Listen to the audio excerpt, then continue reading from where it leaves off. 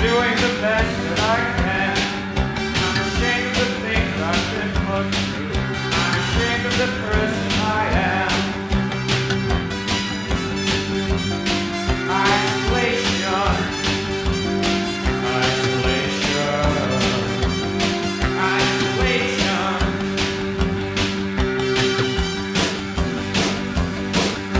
But if you could just see the beauty, these things I could never describe. El pasado 19 de julio se cumplieron 40 años del lanzamiento de Closer, segundo y último álbum de la agrupación británica Joy Division, un disco clásico del post-punk que sigue estando vigente por su siniestro y hermoso retrato del sufrimiento y la fragilidad humana. A finales de la década del 70, el entorno postindustrial de la ciudad de Manchester era uno de los signos más evidentes de la crisis del capitalismo y del estado de bienestar.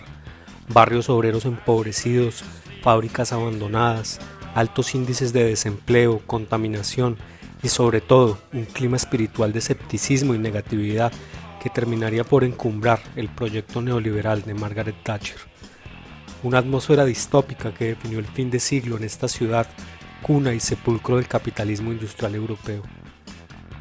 En medio de ese paisaje arruinado, la música de Joy Division fue la síntesis sonora de todas las contradicciones, una visión oscura, decadente y futurista que alcanzó su máxima expresión en 1980 con el lanzamiento de Closer, obra cumbre y testamento de una de las agrupaciones más influyentes de las últimas décadas.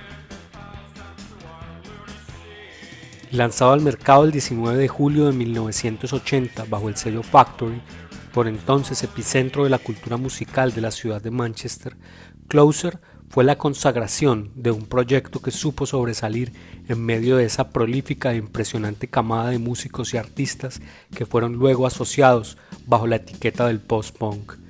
Basta mencionar que a comienzos de ese mismo año de 1980, la escena musical anglosajona ya había visto nacer propuestas tan vanguardistas como el industrial corrosivo de la agrupación Throbbing Gristle, el surrealismo narcótico de The Fall o el pop bizarro de Cabaret Voltaire. Todas ellas exponentes de una estética que llevaba el grito inicial del punk a un límite de sofisticación repleto de influencias literarias y referencias al arte moderno.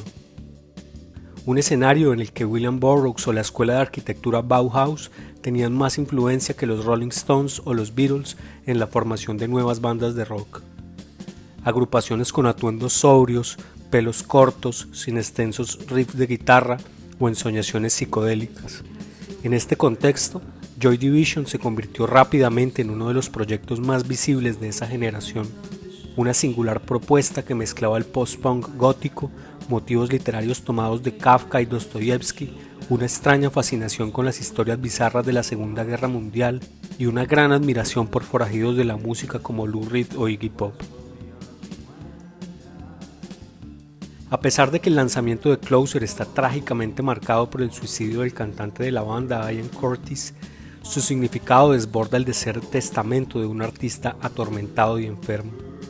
Esta tendencia a reducir la importancia de Joy Division a la genialidad de su cantante puede verse contrastada de forma muy completa en el documental del año 2006 dirigido por Grant Gee titulado también Joy Division. Si bien el estado emocional de Curtis fue clave para darle esa atmósfera siniestra a las letras, es imposible pasar por alto el sonido minimalista, espacial, del conjunto formado por el guitarrista Bernard Sumner, el baterista Stephen Morris y el bajista Peter Hook. Una coherencia musical que fue muy reconocida por aquellos que pudieron ver a la agrupación en vivo. Buena parte de esta innovación sería desarrollada luego de la muerte de Curtis, cuando los tres integrantes sobrevivientes se reinventaron en New Order, una de las agrupaciones más exitosas y definitivas de la electrónica y el synth pop de los 80s. Por su parte, el trabajo de Martin Hannett en la producción ayudó a dar carácter y profundidad a un disco que desde su aparición estuvo destinado a ser un clásico de los 80s. Si su álbum debut, A No Pleasures, editado también por Factory en el año 1979, había sido un primer atisbo de la aparente paradoja entre la fuerza primitiva y el espíritu futurista que se percibe en el sonido de Joy Division, en Closer Esos elementos se refinaron y alcanzaron una madurez inusual para una banda cuyos integrantes apenas superaban la veintena en el momento de su grabación. En este segundo disco son más fácilmente apreciables la guitarra metálica, afilada y el sintetizador lleno de efectos, creando melodías mínimas que se superponen al bajo denso y a la nítida aridez de la batería. Base instrumental que sirvió de soporte y complemento a la profunda voz de Curtis, portadora de oscuros heraldos que anunciaban el fin de una era. Sin embargo, son las ideas y el trabajo de un intoxicado Martin Hannett los que logran definir muy bien los contornos de esa fuerza abrasiva. Inspirado por las técnicas de grabación del dub jamaiquino y ayudado por un repertorio de artefactos novedosos para la época, Hannett le imprimió a la grabación una serie de efectos, filtros, ecos, delays que lograron esa atmósfera de distopía postindustrial que caracteriza a este disco.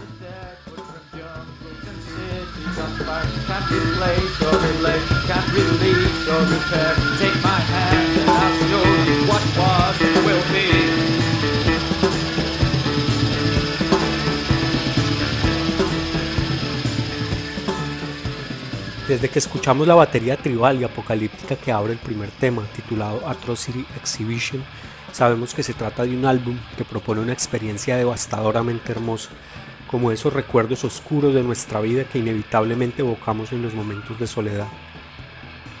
Canciones que nos llevan a un lugar frío, solitario y sin embargo muy conocido para cualquiera que haya estado solo con sus pensamientos, más en este encierro tan cargado de energía fatalista. Inspirado por la ciencia ficción retorcida y fascinante del escritor J.G. Ballard, en este primer tema escuchamos a Curtis cantar Asylums with doors open wide, where people had paid to see inside. For entertainment they watch his body twist.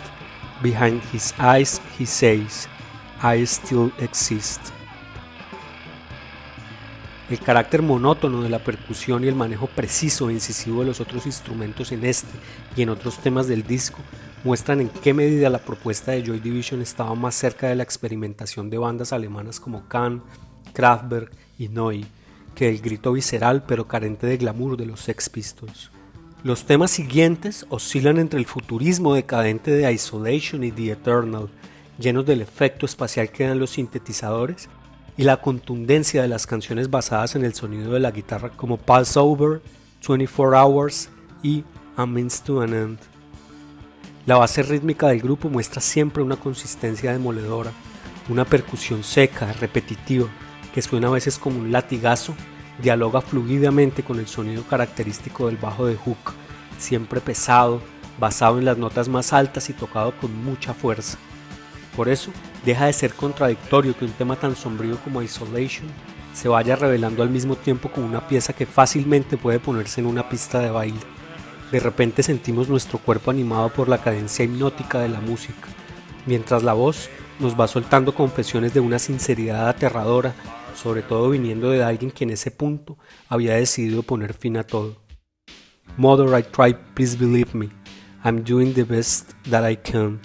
I'm ashamed of the things I've been put through. I'm ashamed of the person I am. El cierre, la profética Decades, le da una vuelta de tuerca al demoledor diagnóstico que Joy Division traza sobre su generación. Un tema claramente influenciado por el ambiente oscuro de David Bowie en su disco Low, en el que Curtis resume la experiencia de ser joven en un mundo en ruinas. Here are the young men, the weight on their shoulders. Here are the young men. Well, where have they been? We knock on the door of hell's darker chamber. Pushed to the limit, we drag ourselves in. Portrayal of the trauma and the generation. The sorrows we suffered and never were free.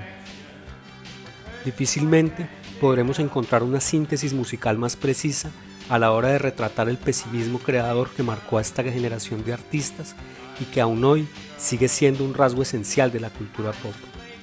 La carátula del disco, diseñada por Peter Saville, fue un detalle que condensó toda la propuesta sonora, una sobria pero dramática fotografía blanco y negro de una tumba en un cementerio de Génova que muestra a Jesús en el sepulcro.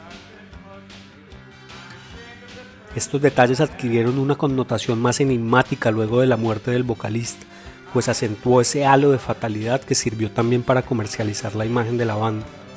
Por supuesto, todo este énfasis en la oscuridad puede resultar poco atractivo en un momento como el nuestro, a veces saturado por mensajes de optimismo vacío y felicidad de manual. Sin embargo, la minuciosa producción del disco, su fuerza expresiva, su honestidad brutal y su visionaria propuesta sonora justifican con creces su vigencia. Un documento musical que nos lleva a encontrarnos con esos lugares oscuros del alma que a veces evitamos visitar. Quizá mirar hacia nuestros demonios sea un paso necesario para comprendernos y proyectarnos de forma más clara sobre nuestros objetivos. Al menos así lo demuestran los músicos de esta banda, que luego de este álbum se volcaron hacia el sonido más festivo y luminoso que caracterizó a New Order. 40 años después de su lanzamiento, la influencia de Closer y en general de Joy Division se hace cada vez más grande. Extrañamente, luego de su paso fugaz por la escena musical británica, Joy Division abrió el camino para que esa ciudad se convirtiera en una meca de la música pop que ha dado nombres tan grandes como The Smiths, The Stone Roses o The Chemical Brothers. Más allá de su repetitiva aparición en camisetas y otros objetos de esnobismo hipster, su propuesta gótica, decadente y arriesgada fue clave para la formación de otros grandes como Nine Inch Nails, Ministry y Radiohead. También ha sido referencia ineludible para proyectos más recientes de la última década como Idols, The National, LCD Sound System, Interpol o incluso para artistas del mundo del hip hop como Danny Brown, Tyler the Creator, Vince Staples o Earl Sweatshirt. En América Latina, su influencia se extiende desde Soda Stereo, Fobia y Caifanes, pasando por la agrupación colombiana 1280 Almas, la chilena Lucibel o más recientemente la agrupación antioqueña Margarita Siempre Viva. Pocas veces un grupo con una trayectoria tan breve resulta ser tan definitivo para la posteridad.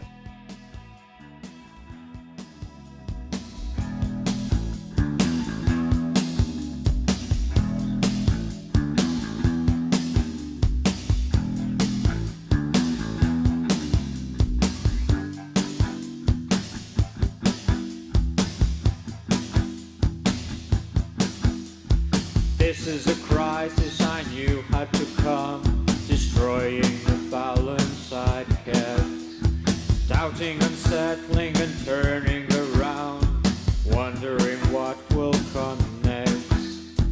Is this the role that you wanted to live? I was foolish to ask for so much. Without the protection and infancy's guard, it all falls apart at first.